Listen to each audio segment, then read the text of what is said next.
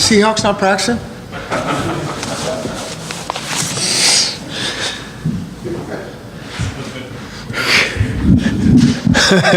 How's everybody doing? Glad we got a roster here, got a few new guys, but no, we're excited. This is great. This is it's time to go. And I think our guys have worked really hard this summer. We don't,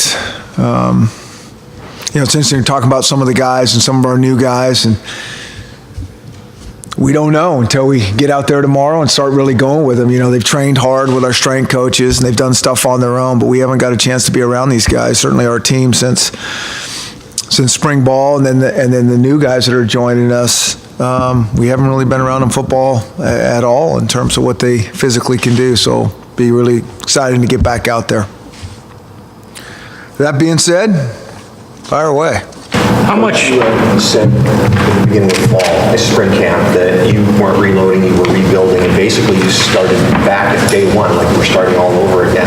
Is that going to be the same plan for starting tomorrow? Or I think you guys have seen us practice for a long time now, and I think you know exactly how it goes. It's how it does go. We're very fundamental based. We don't pick up where we left off. We start over with everything we do, whether it's spring ball, fall camp, game week. We start from the start. So, new phase of the season, fall camp. We treat that as one unique phase, and away we go. Is there anything of significance at all that's changed over the last few years for you, or you've been kind of sticking to the plan pretty much as far as the structure of the practices? Yeah. You've got one day off in 13 days here in the next. Is that pretty common for the last few years now? Yeah, well, I think it's always evolving. It certainly is taking away two-a-day practices, which we really have not done a lot of, but we did do a couple things that we considered a two-a-day because we had a ball out there. But it's, the fact that you can come in earlier, the fact you don't have two-a-days, the fact that, just how the game has changed in terms of contact, keeping guys healthy and fresh and all those things. So it's changed significantly, but we always have a really strong plan that we believe in, that we're continually sticking to, but we're always tweaking and eyes on it and trying to figure out how to make it better. Chris, there's a number of scholarship guys over here this spring that aren't on this roster, like Trevor Walker and Brandon Lewis, Little, Tony Rodriguez. What's their status? Yeah, so Brandon Lewis and Nick Little have medicaled. Okay, both those guys will be. Brandon's working with us in our recruiting. He's been awesome, and then Nick Little, I think, is going to work with our administration, so they'll still be involved and do some things with us. Tony Rodriguez, Tony's got a family, so Tony finished up his school and Tony graduated, so he decided to do that this summer. And Trevor Walker transferred to, I think he's at Texas Tech. Thought his opportunities would be better there. Yeah. During this period of time, how much communication is there, if any, between the position coaches and especially some of the younger players who are at home, they're working out and all that? How much communication is there between your staff and these players? Well, yeah, I mean, there's a lot. I mean, our players are here for the most part. Our coaches aren't. A lot of times they're away here this month of July. But we are in for a week, and the coaches are back and forth, and there's a lot of communication going on there. It's we just don't get a chance to, watch them do football. But we're around them, and I mean, that's part of the beauty of the job, is to be around them as much as we can. Lewis is a kid that you recruited at Boise State and you kind of stuck with him through all this injury history that he had in high school. Just talk about what made him a kid that you want to always just keep in the program, and now that he's helping with recruiting, just talk about how special he is and what that relationship has been like. Yeah, it's been a bummer. Some guys just have the good fortune to stay healthy, and others just get a little bit bit by that injury bug. And Brandon had a little bit of that in high school, and he's had a few significant things here over time, and it's been really frustrating because he's, mentally really what we want. He's very passionate. He's a smart guy. He's a really good student. All those type of things. It just some guys just don't hold up. And so for us to be able to keep him around,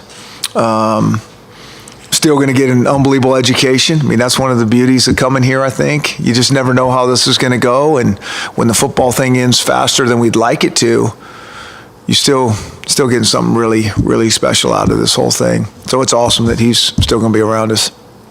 When you have 4 returning starting offensive linemen back, at least from last year, but a new offensive line coach, how much do you want those guys to kind of catch up to what Scott's doing, or is it vice versa, Scott kind of catching up to what they were doing the year before? Yeah. It's a little bit of both. Everybody getting on the same page. I mean, our schemes are the same. Right.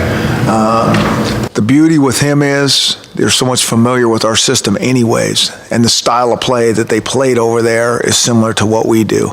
Now, there's a lot of little detailed nuances, how they call things are differently and how he coaches it. So but for the most part, I mean, these guys it's not like a bunch of coaches coming into a new program and, this is day one stuff. I mean, spring ball was good and smooth, but there's a lot of nuances that are different. Yeah, same exact thing. We do our thing. He's really learning the new language. 90% of what we do is our language, and then he'll have some things that his techniques that he's always referred to as this and that, and the kids will adapt quickly to all those type of things. And I always think that's a real healthy. It can be really healthy. These kids, they get used to their coach, they get used to how they call things, they get used to these certain techniques, but these are all good coaches that bring something new that they can use as a new technique that can just make them better. But it's not really, every guy gets used to his coach, and that's your comfort zone, and nobody likes to be out of your comfort zone. But once you embrace that and really open your arms and eyes to it, I think it's a real healthy thing in terms of growing and getting better.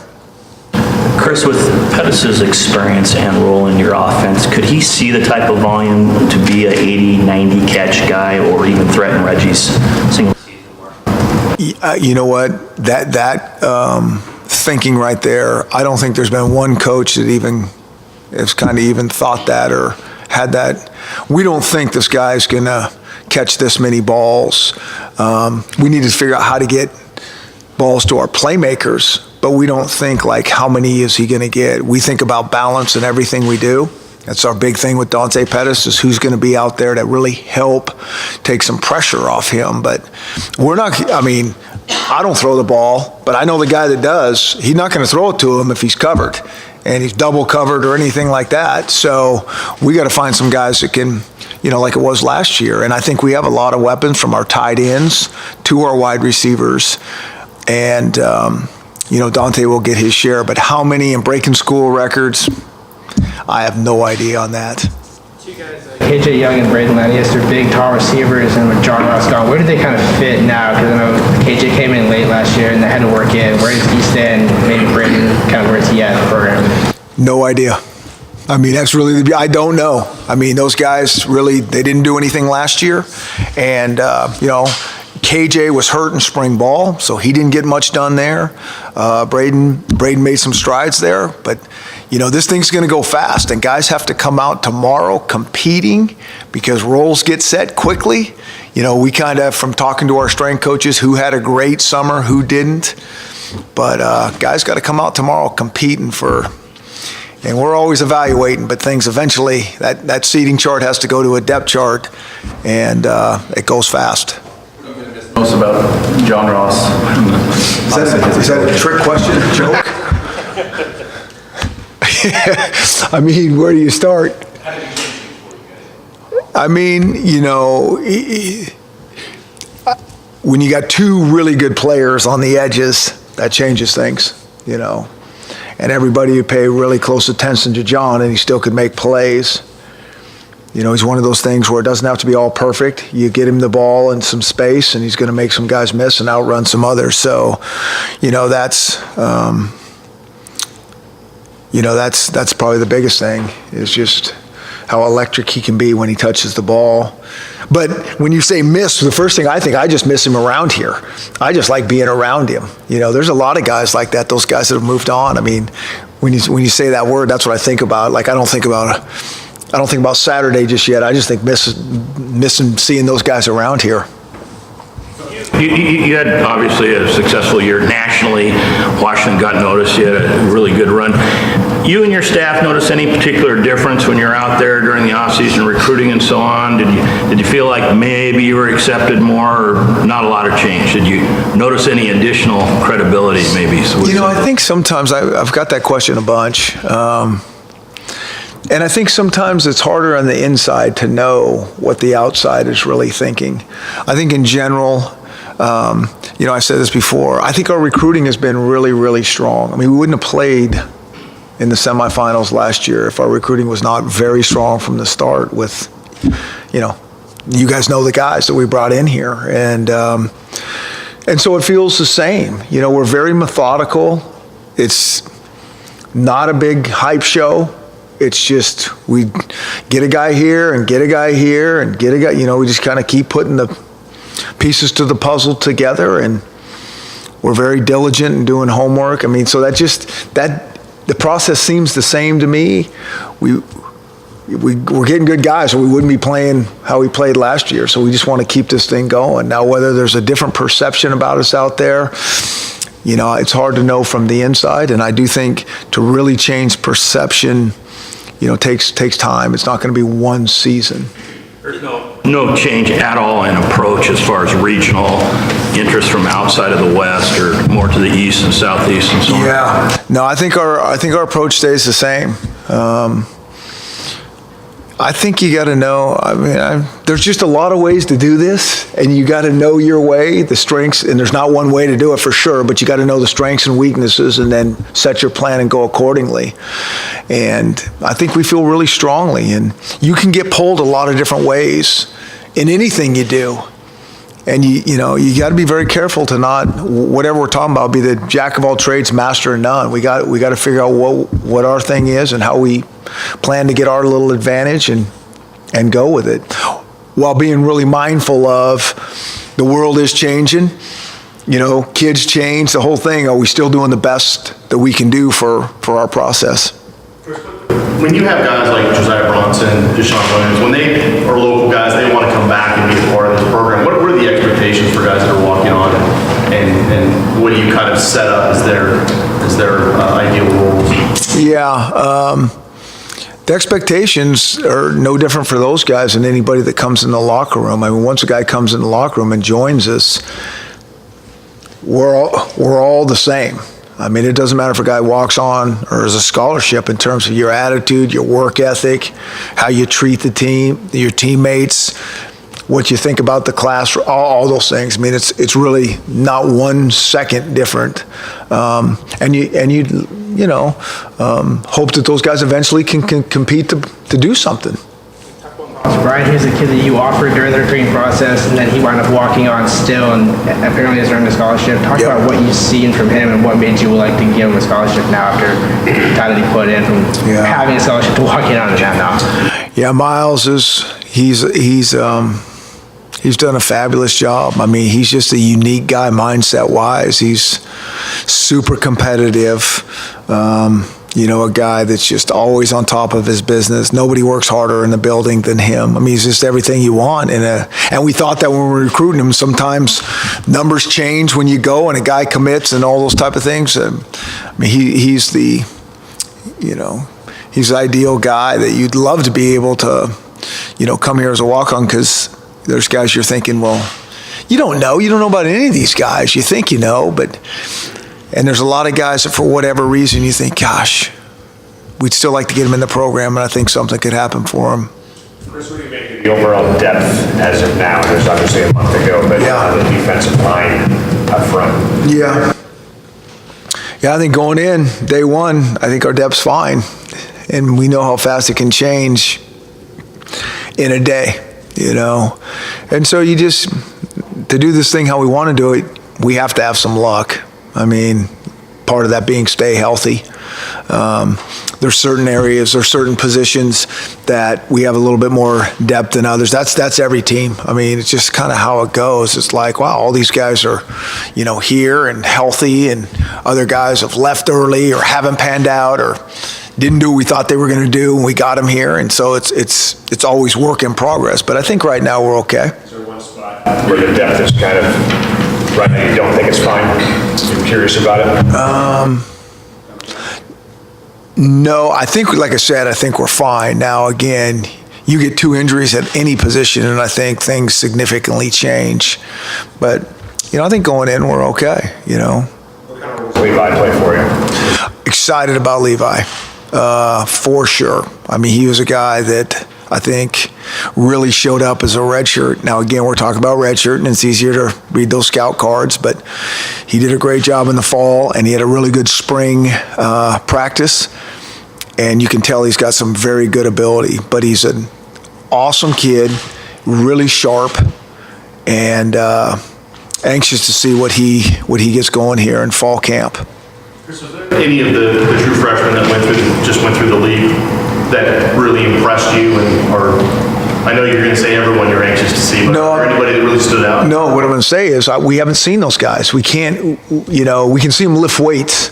We don't see them do any football stuff. We really don't. Talking about any of the things like their awards, their stars, all those different things. Stars?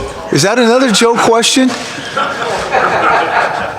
Yeah, I'm really impressed with a lot of their stars. Let's just start there. Who do you got at the top of the list? Hold on, I got to recover from that question. Yeah.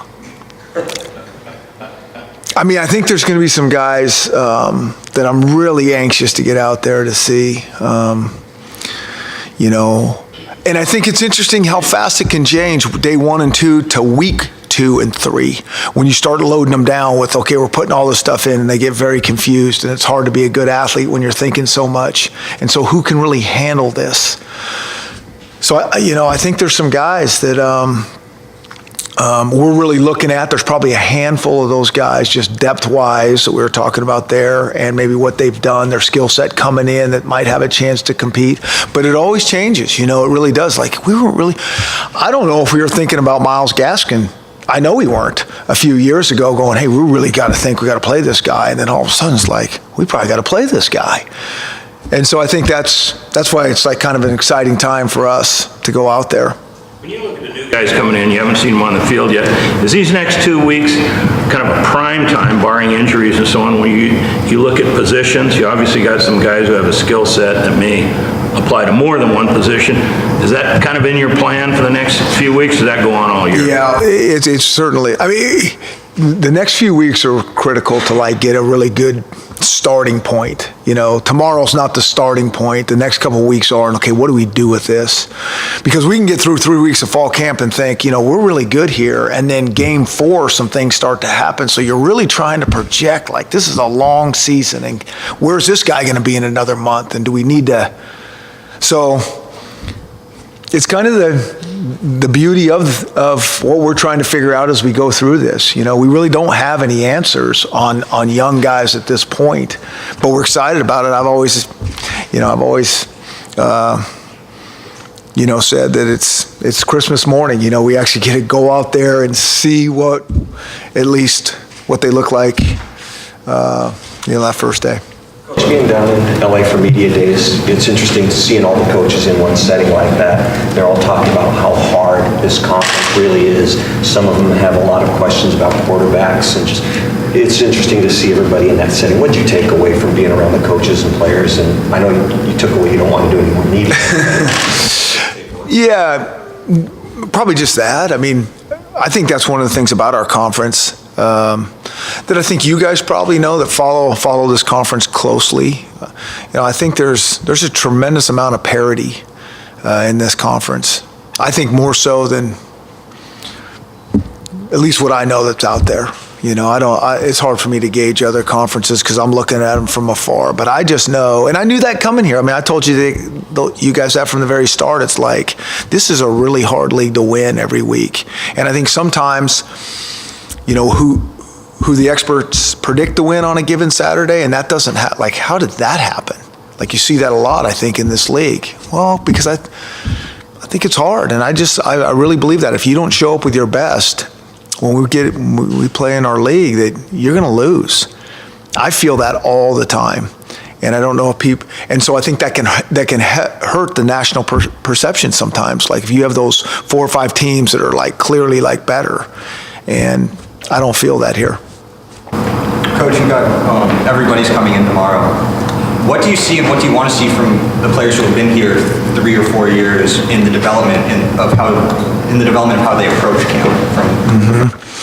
Well, I think that's the beauty of those guys being here 3 or 4 years. They really know, how we practice, the intent, focus that they bring to practice, and that they show the newer guys, like, they don't even have to say much. They just do it by example. And that makes it a lot easier when you've had guys doing this for a while. They're really dialed into your way of practicing and competing. And then it takes a minute to get those guys to see that it's easy to do day 1 and day 2 and week 1. It's hard to, do it really good for a month. And then the next month, that's when you get the guys and the teams that are special. Who's your best edge rusher? No idea. Yeah, I really don't know that. I think that's going to be another interesting, work in progress. You kind of think are Benning and Connor, Tevis? Yeah, it's all those guys. All those guys have played a little bit. They've all shown flashes. Every single one of them has to take the next step. You said who's our best edge rushers. I'm thinking who's our best pass rushers.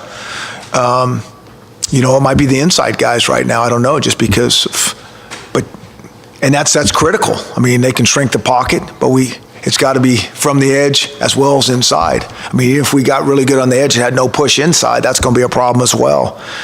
So I think that's one of the big things, is how to figure out how to put, it always is, how to put pressure on the passer. Brian, Coach, looking at the roster, I think the one that surprised me most was looking at Levon Coleman at 235. He looks good. We'll talk a little bit about. Is that what he is? He's big. Yeah, he's a big back. I hope he can move. See, that's what I'm saying. I haven't seen these guys. That might be too big.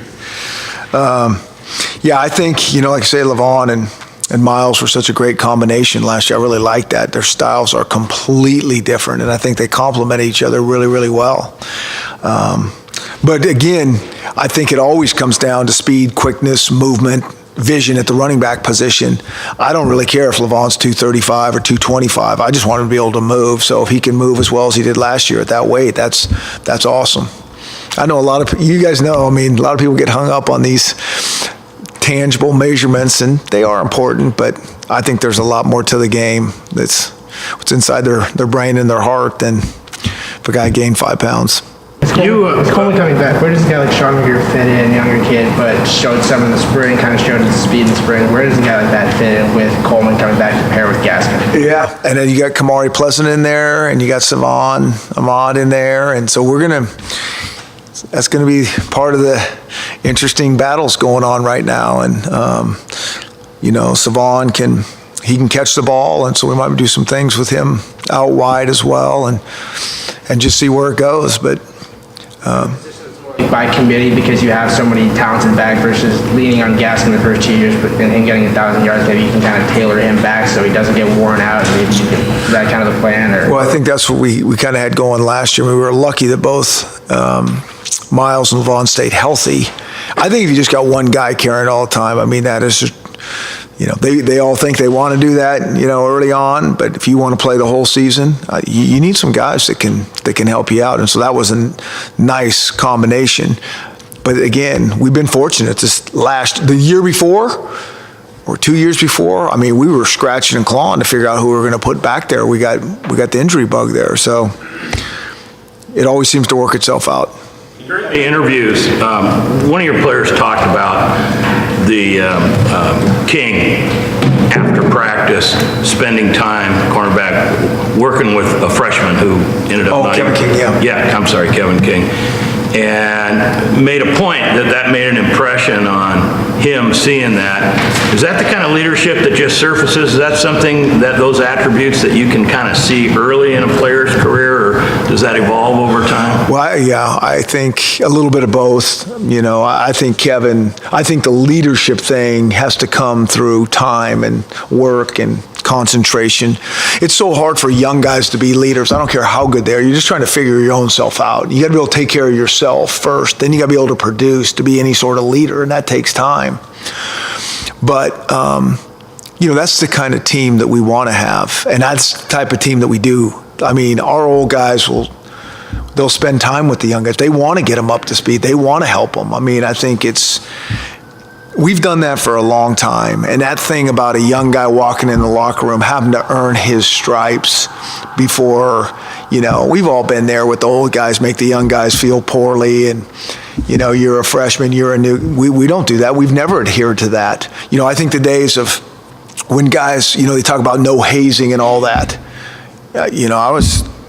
when I heard that, I was like, oh, that's a bummer, because we were so against that forever. It's like, that's common sense. Why would you do that to you're trying to make them feel part of your whole family, and then guys are doing that to them because that happened to them back in the day. I mean, that makes no sense to us.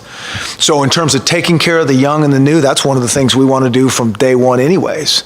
And our old guys get that, and when they can, and when that stuff comes from Kevin King, it has more of an effect half the time than it does if it comes from Jimmy Lake or one of our position coaches. That's when things really start to happen. Chris, do you think that there is an effect when the younger guys, whether the Byron Murphys or the Isaiah Gilchrist, see the Kevin Kings, the Buda Bakers, and those guys go off to the league? Do you think there's a tangible effect where those guys see what the success that they're having because of the work that they put in side by side, and that pays off, and that just keeps kind of paying it forward? Yeah, there's no question. Yeah, they see it. I mean, they see how hard those guys worked. I mean, what people don't know is we would practice, and this thing is like, in fall camp, we're here all day and all that, but it just never changed. We would practice during the season, and if they didn't have class, they would be waiting in Jimmy Lake's office to watch practice before the meeting. Like, the meeting would be at night or the meeting would be the next day. They were up there watching the tape already of themselves. I mean, that's what the great ones do.